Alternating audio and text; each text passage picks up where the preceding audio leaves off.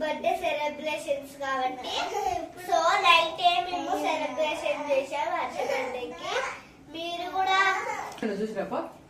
ఇప్పుడు చేస్తున్నాం. Happy birthday Harsha day celebrations. Thank you.